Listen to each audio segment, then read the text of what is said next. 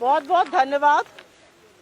अभी थोड़ी देर पहले स्मृति ईरानी जी ने चिरपरिचित अंदाज में अमर्यादित और बिल्कुल त्रुटिपूर्ण एक वक्तव्य राहुल गांधी जी के खिलाफ दिया है। मैं उनकी व्यथा, उनकी वेदना समझ सकती हूं।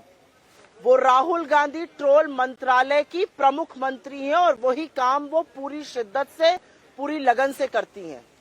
और फिर उन्होंने देखा कि उनके मंत्रालय के ऊपर ग्रहण है, क्योंकि बहुत सारे लोगों में होड़ लगी हुई है कि राहुल गांधी जी को ज्यादा ट्रोल कौन कर पाएगा, कौन ज्यादा दो रुपल्ली का ट्रोल बनेगा इस सरकार के मंत्रियों में।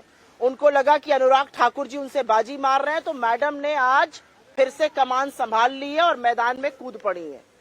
लेकिन कुछ बातें जो उन्होंने कही हैं, जो सदन में कही जा रही हैं, सदन के बाहर कही जा रही हैं, उसके बारे में चर्चा कर लेना और उसके बारे में बोल लेना जरूरी है।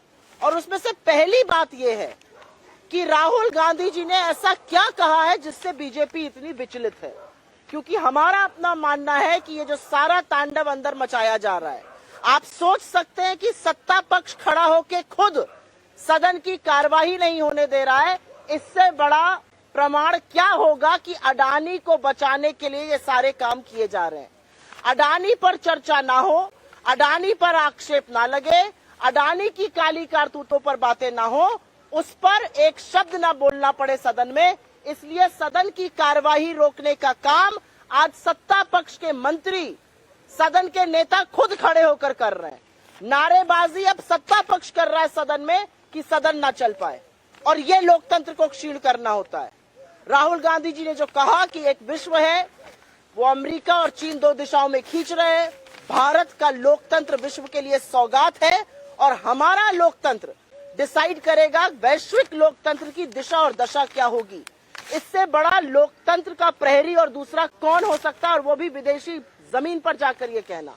आपको बड़ी दिक्कत है विदेशी जमीन पर जाकर उन्होंने कहा। सुनिए वो सारे वक्तव्य जो मोदी जी ने विदेशी धरती पर, चाहे वो चीन हो, चाहे वो मॉस्को हो, चाहे वो यूके हो, जर्मनी हो, यूएस हो, साउथ कोरिया हो, ऐसी कौन सी भूमि है जहां पर उन्होंने जाकर देश का सिर नीचा करने का काम नहीं किया। जब आप चीन में जाकर ये कहते हैं कि हमने क्या पाप किया था, हम हिंदुस्तान में पैदा हो गए, ऐसे लोग सोचते हैं, आपको लगता है देश का सिर और देश का मान बढ़ाने का काम आप कर रहे हैं।